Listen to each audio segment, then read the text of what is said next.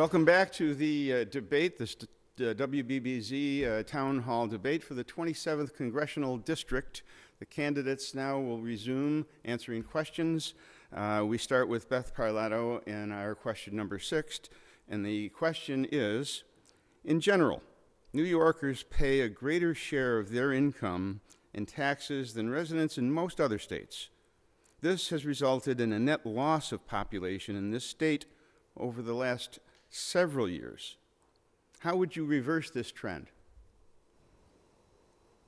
Well, I'm running for a federal office, and we cannot ignore the mismanagement of Albany.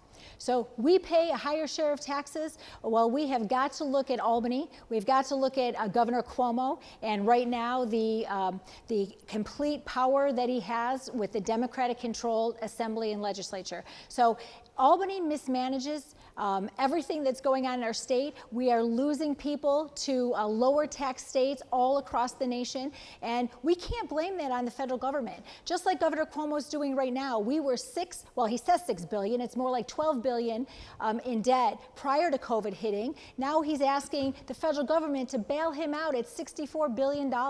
We cannot let and blame things on the federal government when our state completely mismanages our budget. Government's function, my personal opinion is, as a true conservative, we should not be having any more tax other than taxes that will fund legitimate services of government. Thank you. And next it would be Stefan Mihailo on this issue. No matter what professional position I hold in public office or in the private sector, the most important job I'll ever have is being a great husband and a great father. Family is incredibly important to me. You know, being the son of Polish and Ukrainian immigrants that came here the right way, I love being a husband and a father, and we have 2 boys under the age of 2, which is quite challenging. Most of my family's here in Buffalo, but for a lot of you, unfortunately, you have to get in a car or hop on a plane to see your children, or even worse, your grandkids. And I want to turn that around. And it's insulting that Governor Cuomo said the weather is the reason why you're hopping on a plane to see your grandchildren. It's the economic climate here. It's taxes, it's overregulation, it's government spending. So in Congress, the first thing I'm going to do is try and cut your taxes and put more money in your pockets so that your children and grandchildren don't leave our region, and so that you don't have to get on a plane to see your family. And we had this economic resurgence here in our area by cutting taxes and adding more jobs to the economy. Thank you. And next is Nate Mcmurray. We fund the entire country. Everyone listening should understand, for every buck you spend or you pay in federal taxes, you get about 75 cents back. Where does that money go? Kentucky, Alabama, Mississippi. We are funding the entire country. So yes, is there mismanagement in Albany? I'll say yes, absolutely. But there's also massive mismanagement on the national level. So how do we fix this? We have to have a representative that's going to fight for New York. Now, we had one, Chris Collins, who voted for a tax bill that put Social Security at risk, put Medicare at risk, and also put New York State at risk by removing exemptions for state and local taxes. I can't believe it happened. I can't believe there wasn't more of an outlash against Mr. Collins for voting for a tax bill that punished New York State. And I won't do that. I'll be fighting for New York State when I go to Washington. And now we'll hear from Dwayne Whitmer. New York State's in dire straits with one-party rule. Dems have been in charge for a while, and Andrew Cuomo looks like he's not going anywhere.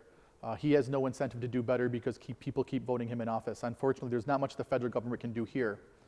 The solution would be asking an accountant and a small business owner about taxes is going to take me more than a minute, but the federal government should be cutting taxes for small businesses, abolishing corporate welfare and handouts and subsidies for big corporations, evidenced by the Buffalo Billion, which is now worth significantly less than $1 billion of taxpayer waste. Cutting taxes on small businesses, which allows people to open up businesses, cutting regulations to allow people to start their own business easier, keeping more money in their pocket, growing their own company, working hard to keep their money. That's what the federal government can really do in New York State. Unfortunately, we are kind of stuck with Cuomo, and not much the whole federal government can do there. Thank you for those answers. The next question is like one of the issues that has occupied the news for almost 35 years, since the mid-1980s, is global warming or climate change. What's your view on this issue? Is it a problem that is caused by humans? And how would you be addressing this situation? And we will start with Stefan Mihailo. I've spent my entire life hunting, fishing with my family, and protecting and loving and respecting this beautiful earth that God created for all of us is an incredibly important thing. But I think we do have to maintain a very healthy balance of loving and protecting the world that we live in, the place we call home for many of our brothers and sisters across this planet, but also too not going too far when it comes to overregulation, when it comes to killing businesses. So as a Catholic and as a Christian, yes, of course, fundamentally, we have to do our level best to protect this earth, and we all enjoy it with our families. Again, as a hunter and as a fisherman, of course we do that. But in Washington, I think government sometimes goes way too far when it comes to the overregulation and crippling businesses, and they go too far, and they hurt companies and they hurt families. But I think we have to have a healthy balance of protecting our environment and not going too far at the other end of the spectrum when it comes to overregulation that hurts businesses. And next we will hear from Nate Mcmurray.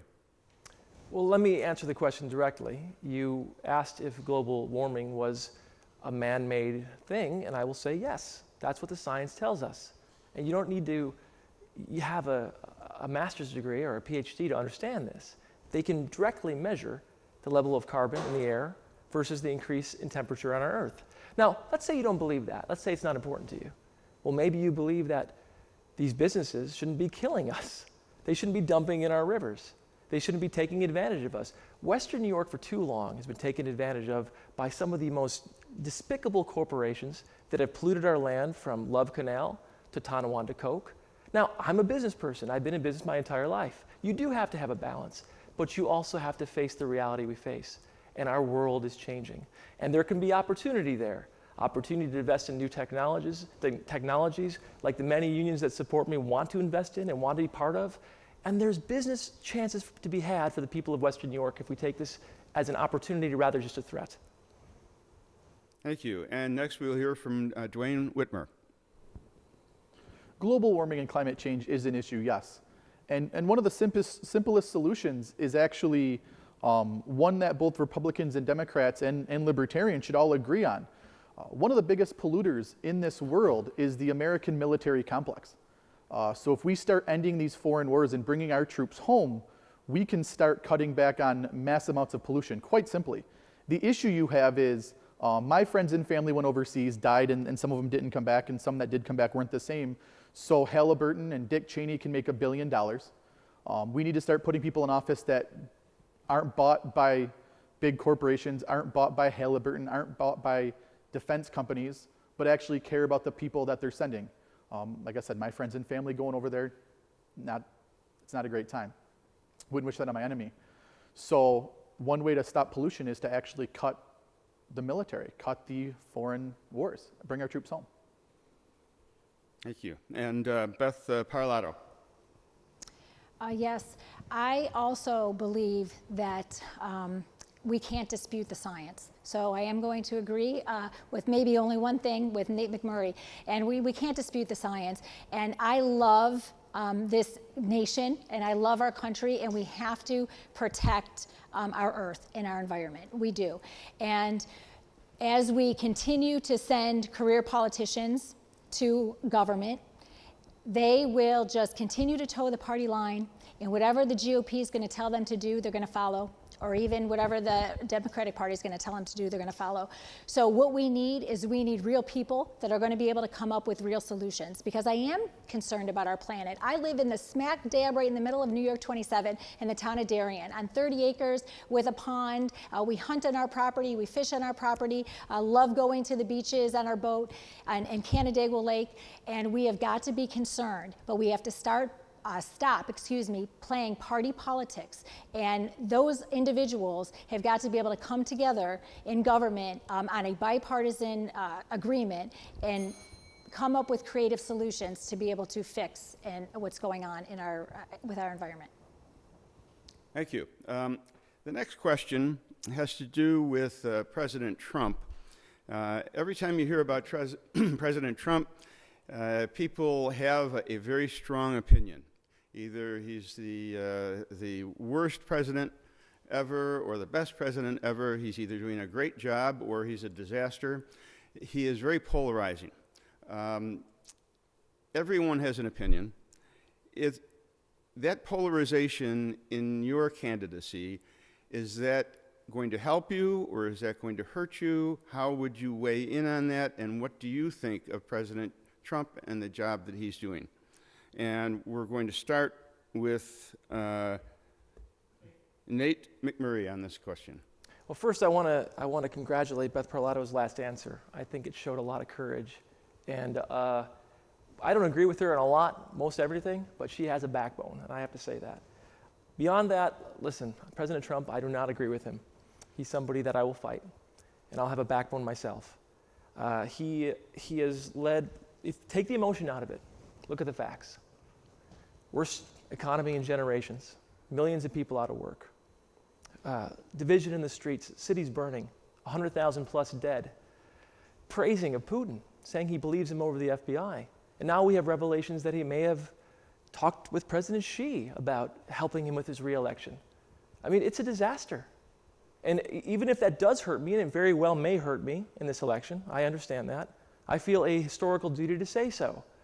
Now, we have to go a different way. I want everyone out there to listen, to ask yourself, not if your life is better since President Trump was elected, is our country better? Do you feel more proud of our country? Thank you. And Dwayne Whitmer. As a third-party candidate, everything hurts us. My view on Trump is this, is he's one person, he's one man in one office. I put the blame more on Congress and the career politicians, which is why I chose to run for this office. Congress has the ability to make a lot of changes rapidly, and instead of blaming someone for your problems and using him to get reelected, they're not getting anything solved because they can blame, I botched that, I'm sorry. Essentially what you have right now is people are blaming Trump for their failures and their problems and trying to win re-election. They're going back to their districts and using him to fire up voters to obtain votes. You have a stalemate and that's because you only have two parties running the show. This is why I run. We need a third party to provide competition and to provide an outlet for people who are frustrated. 100 million people didn't vote in 2016. That could have decided an election to any party. We need to find ways to get them motivated and get them voting again. And next, Beth Parlato. I supported the president in 2016. I was advocating on Fox News for the president for 6 months prior to his election, and I did vote for him in November, and I do support the president now. Yes, the country is divided, and there's a lot of polarization, a lot of division, but we cannot blame that on one man. I don't care who's sitting in the White House, whether it's a Democrat, Republican, Independent, one person is not responsible for all of the division that's going on in our country. I agree with Dwayne that we have a Congress that isn't doing their job. Everything is so political. I am so sick of the talking points on both sides of the aisle. Everything is political. Nothing can get done. A bill can't even get passed without it being along partisan lines. We need people who are principled, who are going to stand on their convictions, whether or not they're going to toe the party line, to be able to get real solutions and get things done for the people of New York 27. And now, Stefan Mihailo. We are living through some very difficult, divisive times, but I believe wholeheartedly that America's better days are ahead, and that's why I'm running for Congress. And I have a positive message for you. I have not run a single attack ad because, quite frankly, I think you deserve better. So I'm telling you exactly what I'm going to do in Congress as a true conservative and a supporter of President Trump. I'm going to lead America to a better place, and I'm going to listen to a lot of different voices and come up with solutions that brings our country to a much better place than where we are right now. Beth Parlato and I are true conservatives. We're the real deal. And again, look at my record. Back in 2016, when it wasn't very politically popular for me to do so, I campaigned for President Trump, even though I knew it would hurt me in the next election. And look at the economy. The Trump tax cuts are working. In pre-coronavirus, we've had one of the strongest economies in the history of the United States of America. So I'm going to Congress to work with President Trump. And when you vote in the Republican primary on June 23rd, just remember, who was the person that campaigned hard for President Trump in 2016 when it wasn't popular? And I was not afraid to say his name. Okay, thank you for that. And the next question has got to do with term limits. Many officials, elected officials in Washington, serve for many terms, and some, even when they pass away, their family members take over their seats.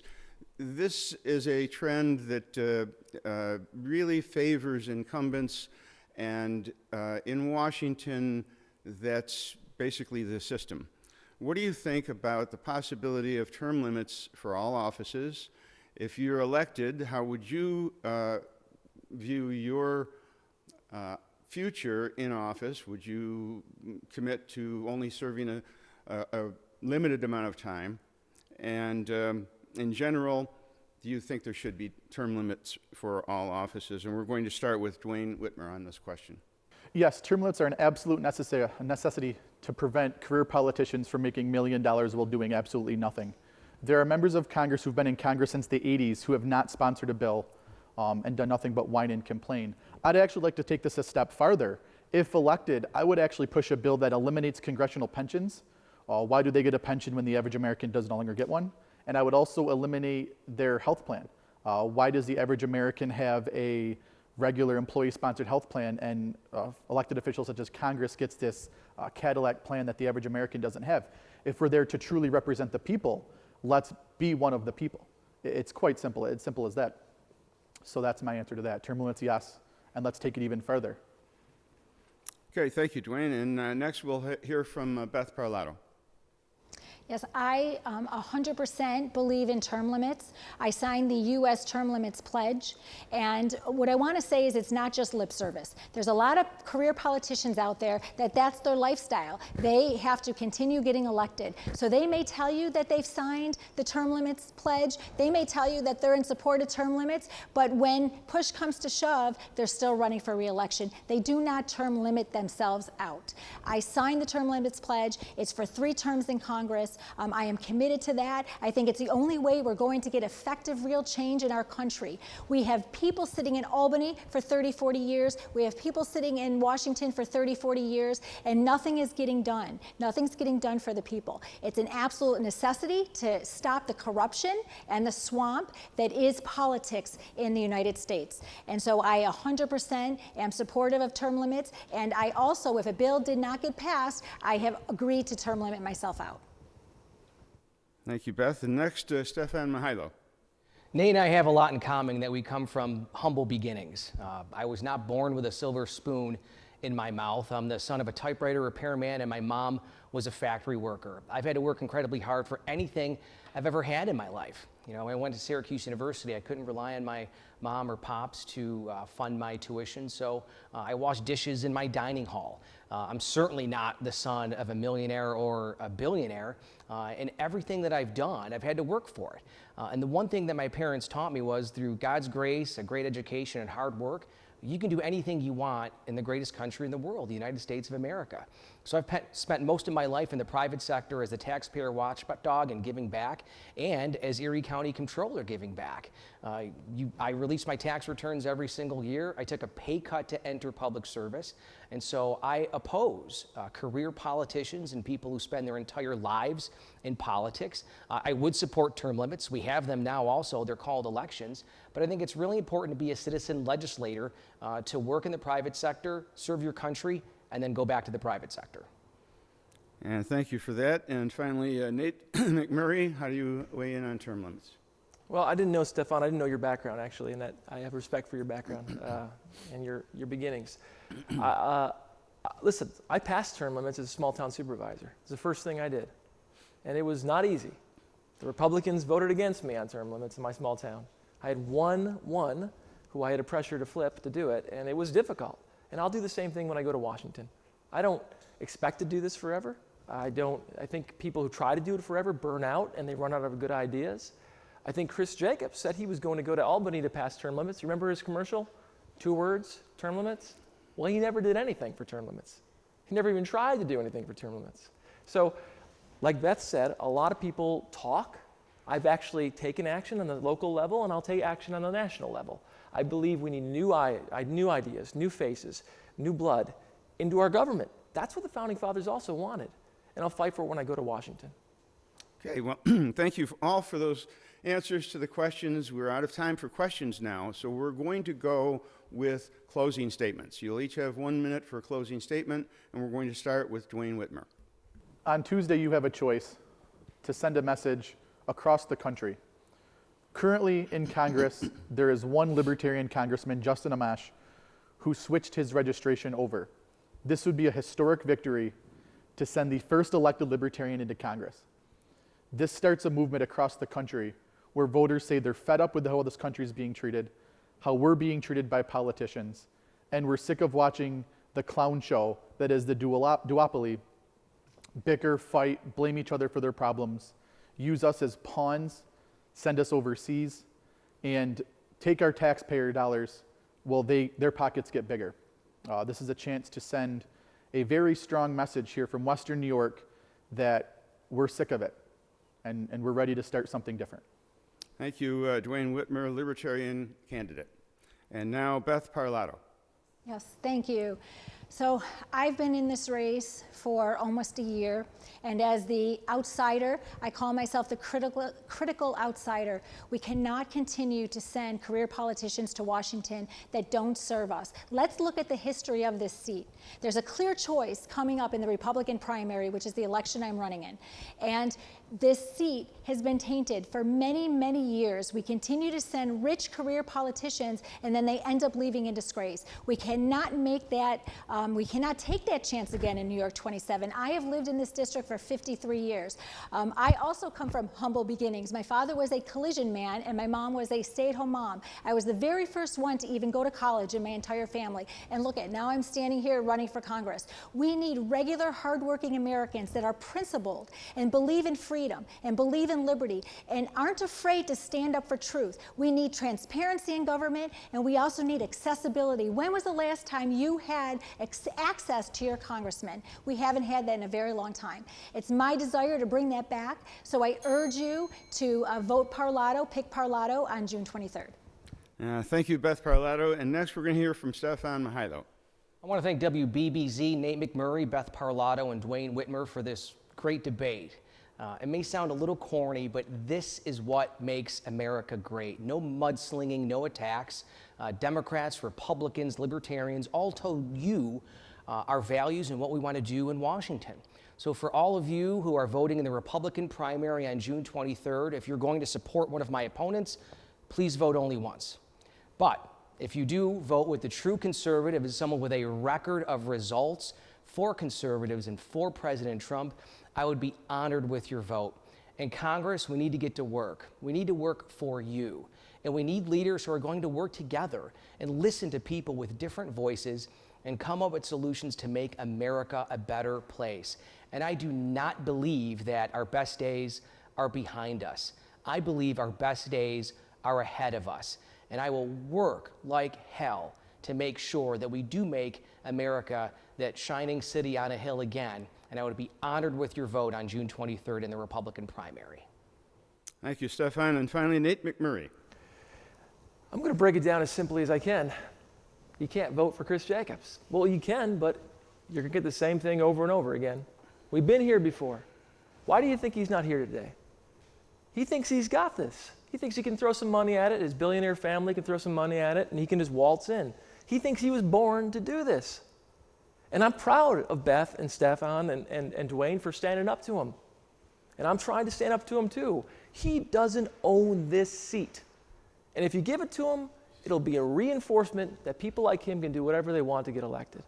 I'm asking you to vote for one of these other ones in the primary, because if he wins, and in the special, vote for me, because if he wins that special, you think you're ever going to get those billions of dollars out of that seat? He'll be in there forever. Talk about term limits. You'll never get rid of that guy. Vote for one of these three, or vote for Steph or Beth in the in the Republican primary, and then let's have a real match in November. That's all I'm asking. Do not let this guy take this seat. He doesn't own it. That's all the time we have for this special WBBZ-TV Town Hall debate. I hope it was informative for you, the voters. Our goal was to add some substance to the process. We urge you to get out and exercise one of your most important rights and vote.